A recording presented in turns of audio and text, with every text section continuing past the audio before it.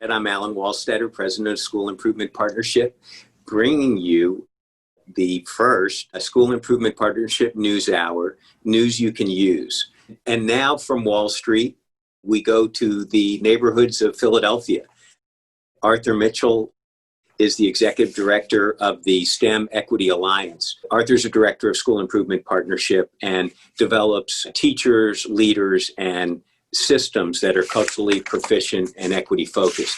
He's also a member of the Pennsylvania STEM Advisory Committee at the state level and part of a similar organization for Washington State. And Arthur will discuss the effects of COVID, distance learning, and increased emphasis on social justice and its impact on the charter schools he works with and the communities that they serve. Arthur? Well, thank you, Alan. I appreciate being on this session and speaking not just to North Carolina, but folks across the country who have this interest.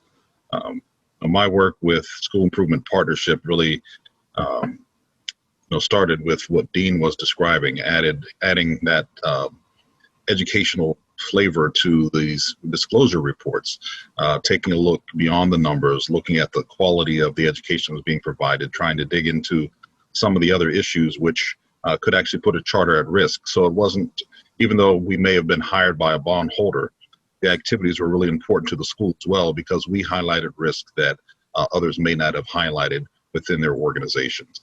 So that's a really important piece of thinking about this educational landscape. And as Tressa pointed out earlier, and as Alan just cited, we're thinking about COVID and we're thinking about the time in which we find ourselves. There's really this confluence of activity going on.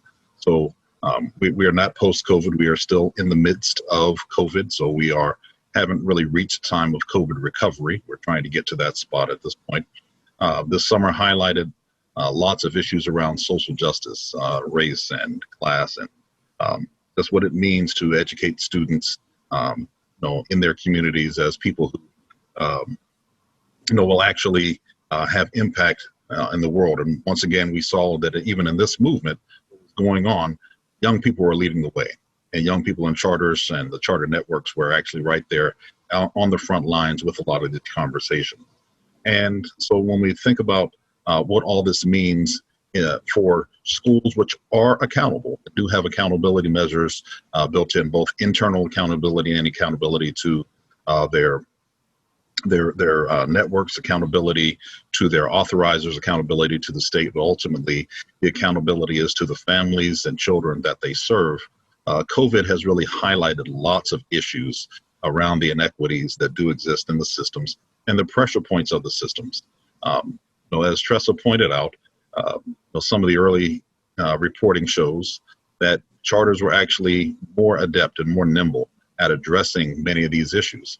That really has to do with the fact that these schools, a lot of these smaller shops, charter schools, the independent schools, the standalone institutions, already had a very strong sense of community.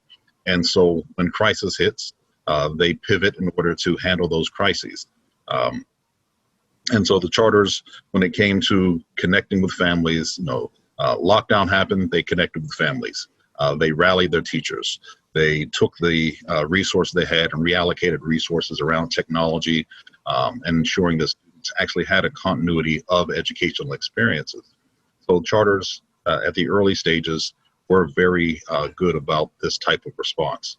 As time went on, and we saw that we were going to be actually in the midst of this for a while, and the planning started to occur for openings for these school years, charters, once again, by and large, what the reporting says is that they were very good around the preparations for the upcoming school year and ensuring that the students had what they needed. There were some issues. There were some areas that are definitely out of the charter network's control, but also, once again, highlighted things which are pressure points in systems, like access to technology. So if you have a charter school that exists in a larger network or in a larger city, and they depend upon connectivity that they may not have or did not have the opportunity, the bandwidth, the resources to go beyond maybe providing hotspots where school districts may have made arrangements with an entire with a Comcast or with a Verizon in order to provide broadband to everyone. And we're hoping that in the most forward-thinking areas, charters were included in those resources, but we know that's not always the case because the relationship between the charter schools and districts may not always be that of a support network. But once again, the charters, by and large, have pivoted and have provided what's necessary to continue on with that level of education.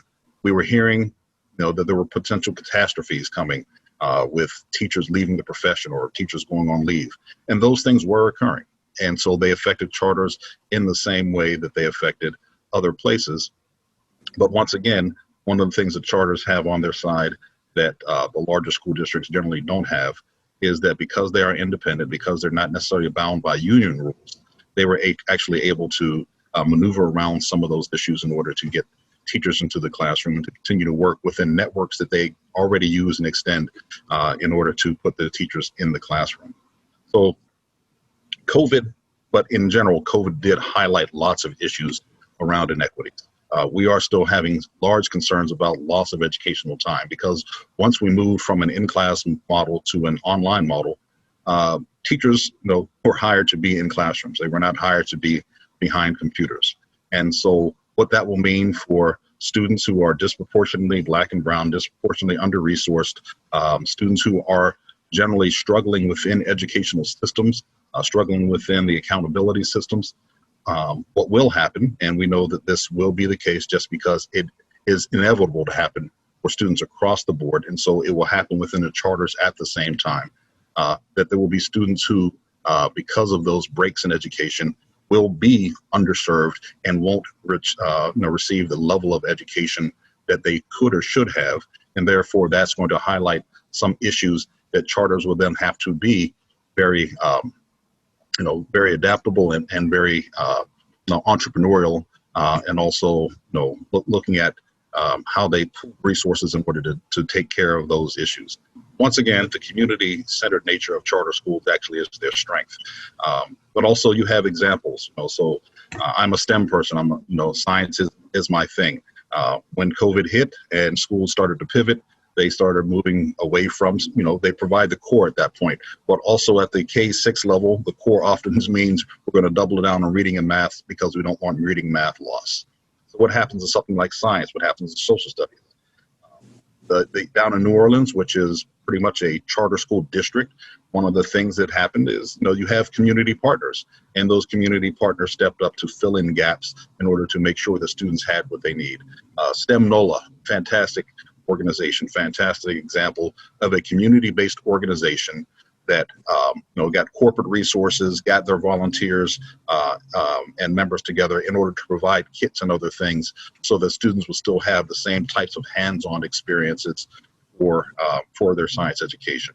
There were networks, or charter networks, that started to provide video learning in science and the same types of materials so that students could have the things in their hands in order to continue to have the richness of their experiences. So, the community is really important, and how those schools work within those communities in their own personal network communities is definitely a strength of the charters.